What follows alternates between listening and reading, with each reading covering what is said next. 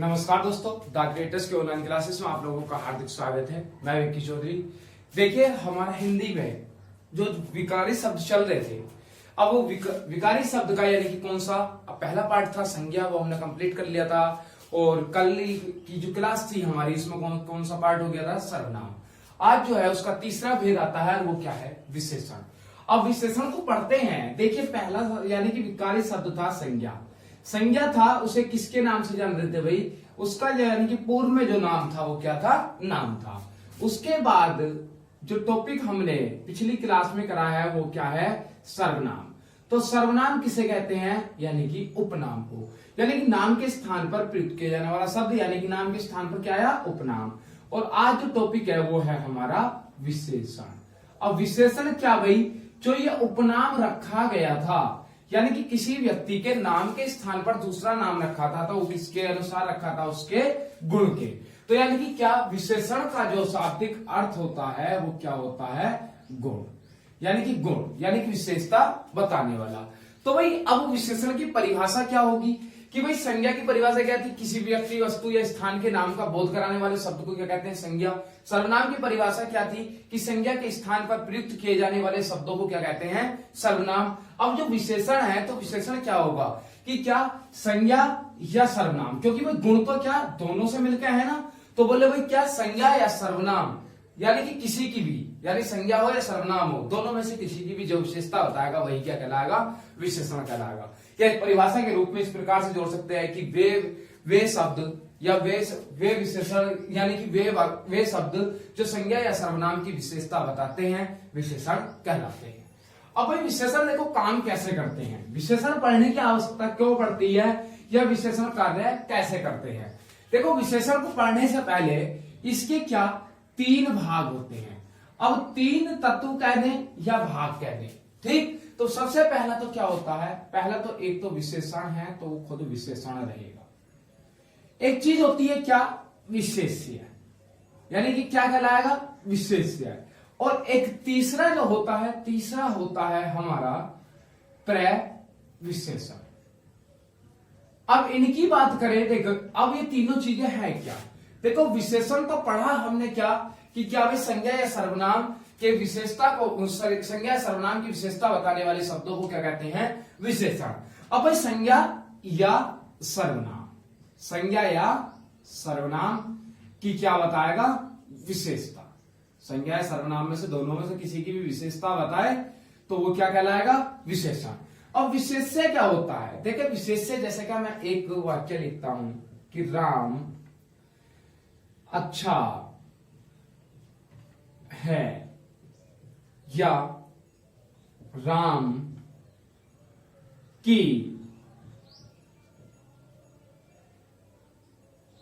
की पुस्तक अच्छी है, राम की पुस्तक अच्छी है। अब वाक्य में देखिए, दूसरा पहला वाला वाक्य देखिए, पहला वाला वाक्य में क्या है, राम है। राम क्या है, वाक्य में संज्ञा शब्द है। अब भाई अच्छा क्या है, अच्छा है यानी कि गुण लग रहा है, वह क्या है, गुण है। अब उसके बाद है क्या है, ये भाई सहायक क्रिया और मुख्य क्रिया दोनों का कार्य करती है, तो वो क्या कहलाए, क्रिया कहलाएगी। अब अच्छा जब गुण था तो इसने अच्छा, अब क्या है, अच्छा, अच्छा तो भाई क्या है, राम है। तो यानी कि विशेषता किसकी बताई, राम की। ऐसे ही क्या, राम की पुस्तक अच्छी है, तो पुस्तक क्या है वाक्य में। अब राम क्या है, संज्ञा शब्द है, पुस्तक भी क्या है, संज्ञा शब्द है, और अच्छी क्या है, गुण है। और गुण है तो भाई ये किसकी विशेषता बता रहा है, अच्छी क्या है, पुस्तक ही तो है, अच्छी राम थोड़ी ना है। जब अच्छी राम थोड़ी ना है, अच्छी किसके लिए प्रयुक्त किया गया, पुस्तक के लिए। और जब पुस्तक के लिए प्रयुक्त किया गया तो जो विशेष्य होता है मेरे भाई, तो विशेष्य भी यही कार्य करता है कि क्या, जैसे विशेषण संज्ञा या सर्वनाम की विशेषता बताने वाले शब्दों को क्या कहते हैं, विशेषण। तो विशेष्य वो होता है यानी कि वाक्य में जिसकी विशेषता बताई जाती है। अब किसकी विशेषता बताई जा रही है, तो पहले वाले वाक्य में विशेषता किसकी बताई गई, राम की, और दूसरे वाले वाक्य में विशेषता किसकी बताई गई, पुस्तक की। तो अब इसमें से क्या कि विशेष्य कौन होगा, पहले वाक्य में विशेष्य होगा राम, और दूसरे वाक्य में विशेष्य कौन होगा, पुस्तक होगी। अब इसमें से अब विशेष्य से बात करूं तो देखो एक वाक्य और लिख देता हूं, बहुत सारा कंफ्यूजन रहता है कि जैसे मैंने लिख दिया कि राम अच्छा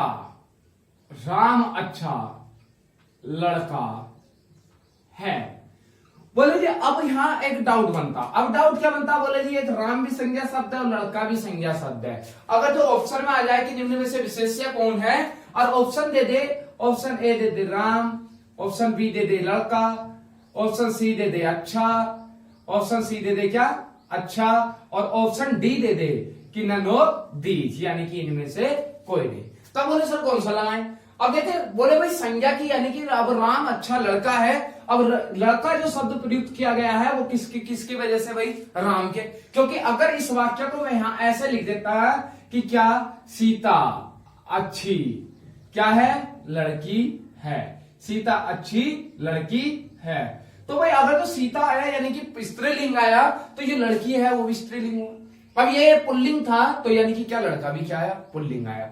तो अब ऐसे शब्दों में जब भी ऐसे शब्द आते हैं या कोई संज्ञा शब्द आते हैं, तब हमारा क्वेश्चन बनता है कि यानी कि सीधा सा कि हम पहले वाले शब्द यानी कि संज्ञा शब्द को विशेष से बताएं या दूसरे वाले शब्द को यानी क्या बताएं, विशेष से बताएं। विशेष से क्या था, यानी कि जिसकी विशेषता बताई जा रही थी, और जो बता रहा था वो क्या कहला रहा था, विशेषण कहला रहा था। अब इसमें से एक बार बताना, मैंने राम की जगह तो चलो मैंने यहां सीता लिख ही दिया, ठीक है, और लड़का है बोले जरूरी थोड़ी है राम लड़का है। अब देखिए ये कर्ता है और ये कर्ता के साथ में जो आया है ये कहलाता है सहायक कर्ता। देखो क्रिया के साथ में सहायक क्रिया तो सुनी होगी, लेकिन क्या राम क्या है वाक्य में, कर्ता है, और यानी कि अच्छा क्या है वाक्य में, अच्छा है गुण, गुण अर्थात यानी कि क्या कहलाएगा, विशेषण। अब विशेषण कहलाएगा, लेकिन लड़का क्या है, लड़का है सहायक कर्ता। और है क्या है मुख्य क्रिया व सहायक क्रिया दोनों का कार्य करता है। सहायक क्रिया मुख्य क्रिया व सहायक क्रिया दोनों का कार्य करता है। अब इस वाक्य में एक बार बताना, जो जब भी एक नियम कहता है कि व्याकरण का नियम भी यह कहता है कि यदि वाक्य में कर्ता आए और कर्ता के साथ में उसका सहायक कर्ता आता है, तो हमेशा जो वरीयता दी जाती है तो वो उसके कर्ता को दी जाती है, ना कि सहायक कर्ता को। लेकिन अगर तो आप विशेषण के अंतर्गत देखें इसे, तो ये चीज उल्टी है, और वो उल्टी इस वजह से है कि क्या, अगर जो वाक्य में कर्ता भी दिया हो और उसका सहायक कर्ता भी दिया गया हो, तो वाक्य में क्या, यानी कि जो विशेषण होता है, यानी कि जो विशेषण है वो जो विशेषता बताता है वो हमेशा सहायक कर्ता की विशेषता बताता है, ना कि कर्ता की। अगर यदि वाक्य में सहायक कर्ता नहीं आता तो डायरेक्टली सी बात है, यानी कि जो कर्ता होगा अर्थात संज्ञा शब्द होगा हमेशा उसकी ही विशेषता बताएगा। देखिए जैसे क्या, इस लड़के के स्थान पर मेरे भाई मैं ये भी तो लिख सकता था चोर, इसके स्थान पर ये भी तो लिख सकता था मैं डॉक्टर, और इसके स्थान पर मैं ये भी तो लिख सकता था मान लिया सिपाही, और इसके स्थान पे भाई और बहुत सारे यानी कि कह सकते थे क्या, किसान भी लिख सकते थे हम, और किसान के बाद इसके स्थान पर और क्या लिख दें, बहुत सारे हैं, मजदूर भी लिख सकते थे हम, क्या मजदूर। अब इतने सारे, अब इस वाक्य को पढ़ोगे कि राम अच्छा लड़का है, तो भाई अगर जो तुम राम को अगर जो क्या कह रहे हो कि राम की विशेषता बताई जा रही है, तो एक बार बताना, अगर जो मैं लड़के को हटा दूं वाक्य में से, मैं कहूं कि राम अच्छा चोर है, तो भाई चोर हो गया, राम अच्छा डॉक्टर है, राम अच्छा सिपाही है, राम अच्छा किसान है, राम अच्छा मजदूर है।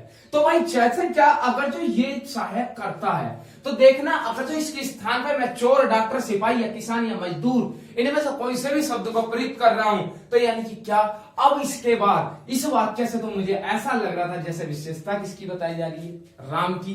परंतु इन्हें अगर जो मैं लड़के के स्थान पर चोर लिखता हूं कि राम अच्छा चोर है, तो मुझे विशेषता ऐसा लग रहा है कि चोर की बताया। अच्छा क्या है, चोरी तो है, राम थोड़ी है अच्छा, उसका जो कर्म है करने का, यानी कि जो कर रहा है, यानी जो उसका पैसा है, पैसा क्या है भाई, सब चोर है। अगला क्या, डॉक्टर, बोले अच्छा डॉक्टर है, तो भाई जब डॉक्टर है तभी तो उसे अच्छा कहा गया, यानी कि वाक्य ने तभी तो अच्छा कहा। सिपाही है तो सिपाही तभी तो कहा, किसान है बोले क्या अच्छा किसान है, तो भाई अच्छा क्या है, किसान ही तो है। पर मजदूर यानी कि अच्छा क्या है, मजदूर। तो भाई इससे अब समझ में आ गई होगी बात, यानी कि ये सारे के सारे यानी कि जो ये विशेषण है ये किसकी विशेषता बता रहा है, यानी कि लड़का चोर डॉक्टर सिपाही किसान और मजदूर आदि की, और इनकी विशेषता बता रहा है। और जब इनकी विशेषता बताएगा तो ये वाक्य में क्या कहलाएगा, ये सारे के सारे वाक्य में क्या कहलाते हैं, विशेष्य। ये नहीं कहलाता अगर यदि वाक्य में इनमें से कोई सा भी न होता, अगर इनमें से कोई सा भी ना होता कि राम अच्छा है, तब यानी कि राम क्या कहलाता, मेरा विशेष्य कहलाता। बात समझ में आई होगी। ठीक है, उसके बाद आगे बात करते हैं। देखिए विशेष्य समझ में आ गया होगा। अब उसके बाद बात करें तो क्या है पर्याय विशेषण। अब पर्याय विशेषण क्या होता है, यानी कि जिसकी विशेषता बताई जाती है। विशेष्य क्या कहलाया, जिसकी विशेषता बताई जाती है, विशेषता बताई जाती है। अब जो विशेषता बताता है वो तो क्या, जो संज्ञा या सर्वनाम की विशेषता जो बताता है वो क्या कहलाया, विशेषण। अब पर्याय विशेषण की बात कर लें। देखिए जैसे कि आप लोगों ने पढ़ा होगा राष्ट्रपति, अरे क्या पढ़ा होगा, उपराष्ट्रपति। ठीक, अब राष्ट्रपति उपराष्ट्रपति ऐसे क्या कह सकते हैं, बोले हाँ जैसे कि आपने सुना भी होगा प्रिंसिपल वाइस प्रिंसिपल। ठीक, तो ऐसी क्या एक तो होता है विशेषण, विशेषण होता है जैसे कि मान लो आप राष्ट्रपति है, और पर्याय विशेषण है यानी कि जैसे क्या पर्याय लग गया तो यानी कि उपराष्ट्रपति। ऐसे क्या, देखो पर्याय विशेषण जो होता है, जो विशेषण शब्द यानी कि क्या, जो शब्द यानी कि संज्ञा सर्वनाम की विशेषता बताते हैं वो तो कहलाते हैं विशेषण। अब जिनकी जो विशेषण की विशेषता बताते हैं यानी कि संज्ञा सर्वनाम की विशेषता बताएंगे विशेषण कहलाएंगे, पर जो इस विशेषण की भी विशेषता बताएंगे वो भाई पर्याय विशेषण कहलाएंगे। जैसे वाक्य लिखते, मैंने लिखा कि राम बहुत तेज लड़का है, राम बहुत तेज लड़का है। अगला लिखा सीता बहुत सुंदर है, सीता बहुत सुंदर है। अगला लिखा राम बहुत तेज दौड़ता है, राम बहुत तेज दौड़ता है। आगे लिखते हैं श्याम अधिक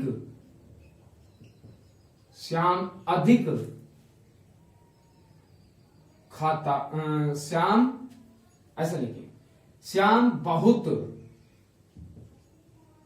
धीरे धीरे, श्याम बहुत धीरे धीरे खाता है।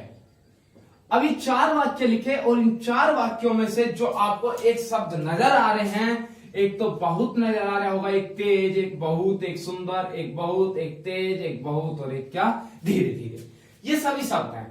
तो देखो अब क्या है, परीक्षा में जैसा प्रश्न आता है वो कहता है कि राम बहुत तेज लड़का है, तो रेखांकित करके पूछ लिया उसने बहुत, तो कहता है कि रेखांकित शब्द में क्या है। ऑप्शन दे देगा विशेषण, विशेष्य, पर्याय विशेषण और एक अन्य ऑप्शन और दे देगा, अनेक ऑप्शन दे देगा क्या, क्रिया विशेषण। मैंने मान लिया।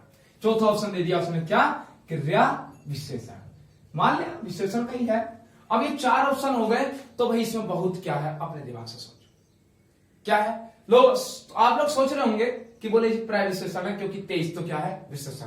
आपकी बात से मैं पूर्णतः सहमत हूं, मैं मना नहीं कर रहा। अगला क्या, सीता बहुत सुंदर है। अब सीता बहुत सुंदर, सुंदर क्या है भाई वाक्य, विशेषण, और बहुत क्या है यानी कि क्या बताया, विशेषता बता रहा है, तो क्या कहलाया पर्याय विशेषण, मैं सहमत हूं।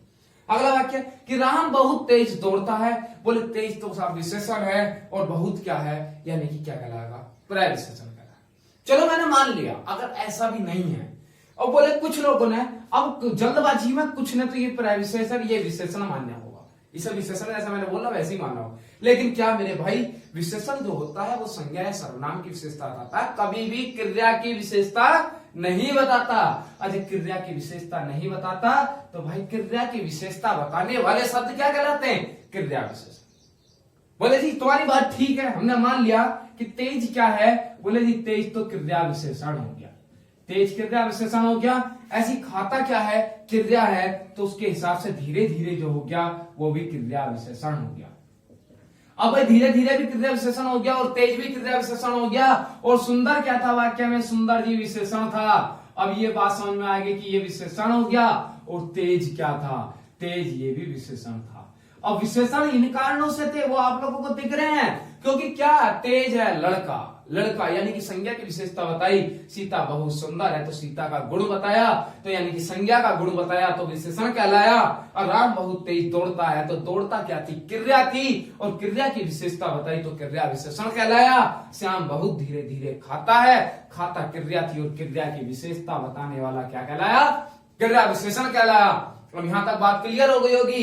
परंतु वाक्यों में जो ये चार बहुत आए हैं, इन चार बहुत का देखना है क्या होते हैं। देखिए पहले वाक्य में जो विशेषण था, विशेषण की विशेषता बताने वाले शब्द को क्या कहते हैं, प्रविशेषण। ये डेफिनेशन भी कह रही थी, यानी कि जो इसकी परिभाषा थी वो भी बता रही थी। भाई मैंने मान लिया ये वाला वाक्य बिल्कुल ठीक है, और तुम्हारे हिसाब से भी ठीक है और मेरे हिसाब से भी ठीक है। इसमें क्या है, यानी कि बहुत क्या है, प्रविशेषण है। अगला वाक्य की सीता बहुत सुंदर है, भाई विशेषण की विशेषता बताई तो ये भी क्या कहलाया, यानी कि प्रविशेषण कहलाया। अगला वाक्य है कि राम बहुत तेज दौड़ता है, तेज क्या है, क्रिया विशेषण, और क्रिया विशेषण की विशेषता किसने बताई, बहुत ने, तो बहुत भी क्या हम लगा कर आते हैं, क्या, प्रविशेषण। ऐसी श्याम बहुत धीरे धीरे खाता है, धीरे धीरे क्या, क्रिया विशेषण, अब इसे क्या लगा कर आते हैं हम, प्रविशेषण, जो कि निहायत ही गलत है, कभी ठीक नहीं होता। ये दो वाक्यों में जो बाद के दो वाक्यों में जो बहुत आया है, इन दो वाक्यों में जो क्रिया विशेषण वाले वाक्य हैं, इनमें क्या भाई बिल्कुल गलत है। वो क्यों, क्योंकि भाई परिभाषा, प्रविशेषण की परिभाषा ने यही तो बताया है कि विशेषण की विशेषता जो बताएंगे वही तो कहलाएंगे प्रविशेषण। यो थोड़ी कहना कि बोले भाई क्रिया विशेषण की विशेषता तुम बतला दी हो, ऐसा थोड़ी कहा कि बोले सब क्रिया विशेषण होगा और उसकी विशेषता बताएगा, हम उसे प्रविशेषण कह देंगे। अगर मेरे भाई ऐसा होता तो परिभाषा ये होती कि क्या होती कि विशेषण तथा क्रिया विशेषण, विशेषण तथा क्रिया विशेषण की विशेषता बताने वाले शब्दों को क्या कहते हैं, प्रविशेषण। ये एक परिभाषा है क्या, परिभाषा क्या है कि क्या विशेषण की विशेषता बताने वाले शब्दों को क्या कहते हैं, प्रविशेषण। अगर ऐसा नहीं है तो मेरे भाई तो तुम क्रिया के साथ में क्रिया की विशेषता बता रहा है तो उसे आप प्रविशेषण क्यों बता रहे हैं। अगर यहाँ एक क्रिया विशेषण था और क्रिया विशेषण की विशेषता बहुत बता रहा है तो इसे क्रिया विशेषण नहीं, इसे क्या प्रविशेषण नहीं कहेंगे। देखिए क्रिया की विशेषता बताने वाले को भी क्रिया विशेषण, यानी कि क्रिया की विशेषता बताने वाले को क्रिया विशेषण, और क्रिया विशेषण की विशेषता बताने वाले को किसकी, कि क्रिया की विशेषता बताने वाले को क्रिया विशेषण, और क्रिया विशेषण की विशेषता बताने वाले को भी क्रिया विशेषण ही कहते हैं। बात समझ में आई कि बोले क्रिया की विशेषता बताने वाले को क्रिया विशेषण, और क्रिया विशेषण की भी विशेषता बताने वाले को भी क्रिया विशेषण ही कहते हैं। बात समझ में आ गई। देखिए कई बार रिपीट हुआ उसे, अब पता है डायरेक्टली पूछता है बहुत, और हम क्या जल्दबाजी में बोले लड्डू सा मिल गया भाई, बोले क्या, बोले प्रश्न थोड़ी है, बोले लड्डू सा दे दिया, बोले हल्का सा पेपर, एग्जाम हल्का है।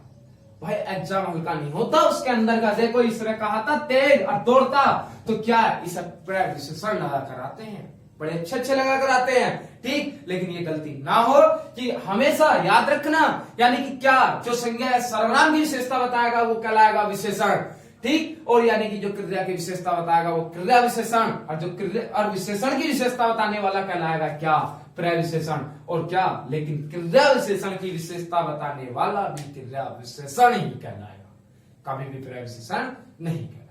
ये तीनों चीजें कंप्लीट हो गई होंगी, उम्मीद करता हूं समझ में आया होगा अच्छे से। अगर ना आया हो तो एक बार और रिपीट, देख आप वीडियो को रिपीट करके देखिए। जैसे कि मान लिया कोई चीज समझ में नहीं आई और मैं आप लोग को बता दूं, कुछ लोग यानी कि बाद में जुड़े हैं, और जब बाद में जुड़े हैं आज यानी कि विशेषण सर्वनाम टॉपिक से जुड़े हैं, तो मैंने भाषा का परिचय और वर्णमाला, और उसके बाद वर्णमाला के बाद संधि, और संधि के बाद फिर शब्द विचार, जिस पैटर्न से मैं पढ़ाता हूं मैंने उसी पैटर्न से, यानी कि जब इस चैप्टर तक पहुंचा हूं तो जो पहले आप लोगों तक पहुंच गए होंगे चैप्टर, यानी कि जो आपको ऑफलाइन क्लासेस के माध्यम से पढ़ाए होंगे, समझ लेना वो सारे टॉपिक आपके इसकी जो प्लेलिस्ट होती है, प्लेलिस्ट में आप जाकर चेक कर लेना, सारे कुछ मिलेंगे। और उसमें एक फायदा भी है कि आप लोगों ने जो चीज पढ़ी है उसका क्या आप दोबारा देखेंगे तो आपका क्या हो जाएगा, रिविजन हो जाएगा, और रिवीजन हो जाएगा तो यानी कि सब्जेक्ट अच्छा हो जाएगा बिल्कुल। अरे ये विशेषण का टॉपिक हो गया, हालांकि अब विशेषण के बाद में मैं एक टॉपिक बिल्कुल क्लियर कराए गए। और यानी कि इसलिए क्या विश्लेषण का टॉपिक में बहुत ज्यादा डाउट रहते हैं, इसलिए इसकी 2 क्लासें बनेंगी, एक क्लास से काम नहीं चलेगा।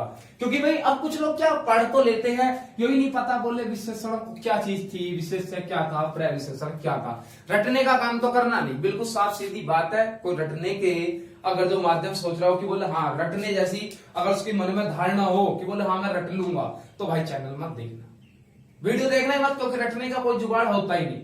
ठीक है, सीधी सीधी बात है, आप पूरा बेस समझो, और बेस समझने के बाद में कहीं से क्वेश्चन आ जाए, कुछ भी हो जाए, बाकी हमारी जिम्मेवारी है, पूरी गारंटी के साथ कह सकता हूं। ठीक, आप इन्हें देखें और यानी कि यह समझ में आई होगी बात। देखिए विशेषण जो यानी कि शब्द था उसकी पहचान कर ली, और यानी कि जो मैंने संज्ञा सर्वनाम और विशेषण सा बताई उसकी पहचान कर ली, और यानी कि फिर क्या इसके जो तत्व है, एक विशेषण, एक विशेषण, एक प्रविशेषण, और ये क्या हो गए होंगे, बिल्कुल क्लियर हो।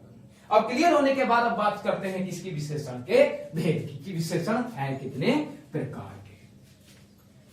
अच्छा विशेषण कितने प्रकार के हैं उस पर बात करें तो देखो मैं बताऊं आपको कुछ विशेषण, कुछ तो बताते हैं 4 प्रकार, कुछ बताते हैं 5 प्रकार के, कुछ 4 के, कुछ 5 के। देखिए पहला होता है, एक विशेषण होता है गुणवाचक।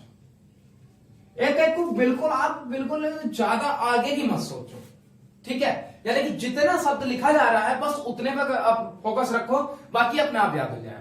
ठीक है, ये मत सोचो बोले गुणवाचक के बाद में बोले हाँ संख्यावाचक भी होता होगा, संख्यावाचक में ये हो रहा था, ऐसा कुछ नहीं है।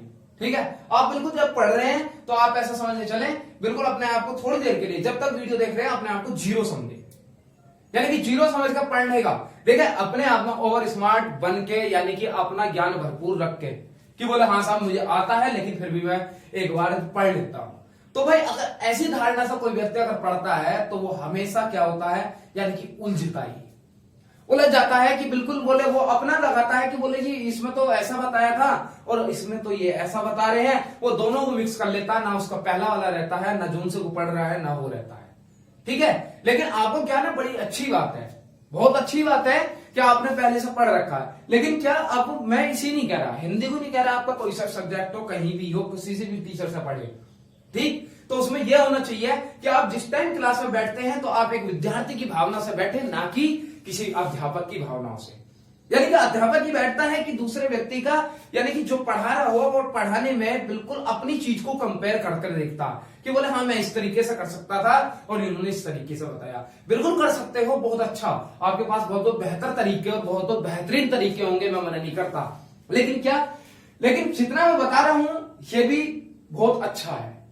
और इसमें ऐसा नहीं है कि आप लोगों ने पढ़ा था, बहुत से लोगों ने पढ़ा कि विशेषण का करने के बाद में डायरेक्टली भेद पढ़े, अब भेद पढ़ने के बाद में बोले भाई पता ही ना चला आज तक विशेषण क्या था, प्रविशेषण। प्रविशेषण वाली बात मैं कह सकता हूं कि लगभग 70% लोगों को ये पता नहीं होती कि क्या, वो तो जो विशेषण है उसकी भी विशेषता बताने वाले को प्रविशेषण, और जो क्रिया विशेषण है उसकी विशेषता बताने वाले को क्रिया विशेषण मिलेगा, एक एक तथ्य मिलेगा, बहुत बारीकी से देगा बिल्कुल। अगर तो आप लोग बिल्कुल आराम से, और जितनी चीजें अगर तो किसी का कोई डाउट रहा करे, देखिए ये यानी कि कह सकते हैं लाइव क्लासेस तो नहीं चलती, अगर लाइव क्लासेस चलती तो उसमें आप मैसेज वगैरह से बता सकते हैं, ठीक है, लेकिन अब तो इतना कर सकते हैं, अगर तो आपका कोई डाउट हो, अगर कोई भी क्वेश्चन है किसी भी प्रकार का, जैसा भी है, आप कमेंट बॉक्स में लिख दिया करें। आपका जैसे ही अगले दिन क्लास होगी, जैसे कि आज विशेषण की फर्स्ट क्लास है, अब भाई इसमें से किसी का कोई डाउट होगा तो विशेषण की सेकंड क्लास होगी, तो सेकंड क्लास शुरू करने से पहले उसके सारा वो डाउट क्लियर करा दूंगा। मैं अपनी तरफ से पूरी कोशिश करूंगा कि हाँ जितने से बेहतर तरीके से करा सकता हूं,